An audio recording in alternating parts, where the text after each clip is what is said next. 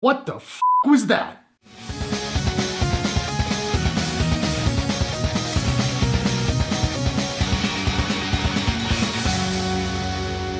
Verotika is an erotic horror, you can't see it but I'm doing air quotes, film from writer-director Glenn Danzig. What? Yes. And Cleopatra Entertainment. Film stars Ashley Wisdom, Rachel Alig, Alice Tate, Kayden Kross, Scotch Hopkins, Sean Kanan, and Natalia Borowsky. Glenn Danzig's directorial debut is a horror anthology that compiles stories from Danzig's line of comic books of the same name. Stories which focus on horror content that's often sexual and violent in nature, usually featuring scantily clad female protagonists. Well, that synopsis is definitely accurate. I'm way late to the party on this movie, but I kept hearing everyone talk about it and how ridiculous it was, so I had to check it out. And I'll say this, it certainly lives up to the hype. And I'm honestly not sure if I loved this movie or if I hated it. Perhaps both equally. Imagine The Room, but if Tommy Wiseau was a total pervert. Yeah. This movie is creepy and not in a good way. I feel like now I know Glenn Danzig's deepest sexual fantasies and desires, and that's not something I needed in my life. I'll also say that for an erotic horror, it's not scary. It's gory, but not scary. And despite there being a lot of mostly naked women, there's not really anything terribly titillating in here either. The movie is an anthology of 3 different stories, each of which are introduced by a sort of Elvira Mistress of the Dark character. Now, I am not familiar with any of the actors in this movie. There were a couple decent performances, but most of them had the caliber of acting you would get from a porn star.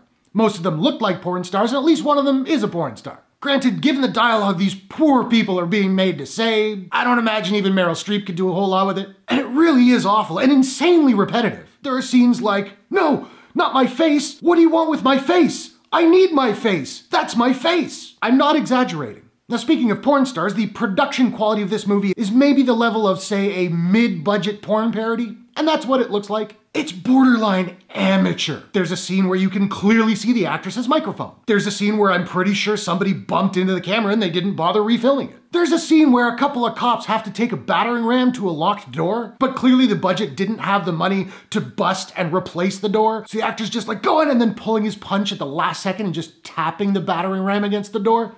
It was hilarious. Now, the first story in the movie is called The Albino Spider of Dajet, which inexplicably takes place in Paris. Does the story need to take place in Paris? Does that add to the narrative? Nope. So what does it taking place in Paris add?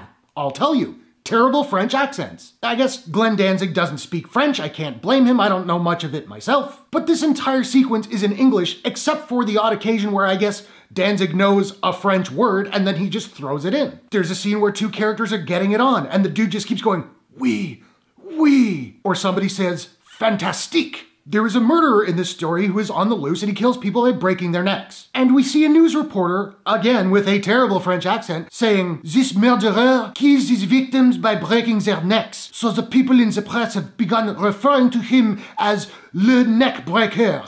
Really? Le neck breaker? Look at Danzig. He knows the French word for the. Good for him. I'm also now fairly certain that Danzig, who, aside from the song Mother, I don't know a whole lot much about, pretty sure he's a misogynist. I get the scenes that are taking place in a strip club, more on that later. Having women scantily clad or naked, it makes sense. It's a strip club, I get it. But like most of the women in this movie are mostly naked all the time, even when it has nothing to do with the scene. Now, does that alone make him a misogynist? No. But there's also a scene where a woman is basically sexually assaulted and then the guy leaves and then she cries because the guy was cute.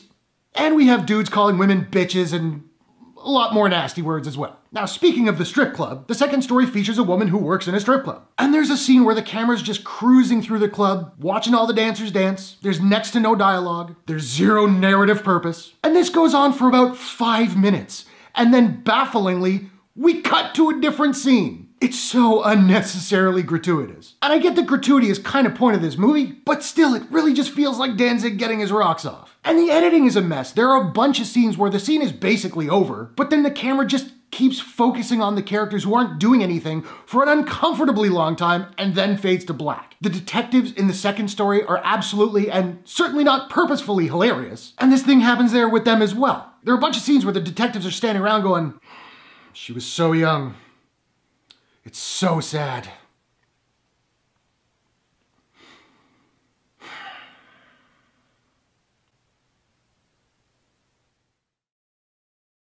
It made me laugh every single time. Now, as bad as they were, I found the first 2 stories really entertaining. Like, they were stupid, they were hilarious. The third one, not so much. There wasn't even really a story there, just really long scenes of an Italian countess bathing in the blood of virgins. It's gross because she's bathing in blood, but it's also gross because of the way it's presented, and I'm not gonna elaborate on that because this is a family show. But these scenes just go on and on and on with no dialogue and, from what I could tell, no point. Then after bathing in the blood, she starts checking herself out in the mirror, and that goes on for 2 or 3 minutes as well. And on and on and on. I suppose I would say I was entertained by 2/3 of this movie, but the last third was just excruciatingly dull. I'm not sure if I'd recommend this movie or not. I'm not sure if I loved it or if I hated it. I do imagine it'll become a cult classic though, and I think it'd be a lot of fun to watch in a packed theater. Now, I don't have a proprietary rating system as of yet, so I'm just trying to figure out what I'm gonna give Verotika, and I think I'm gonna give Verotika a... Oh!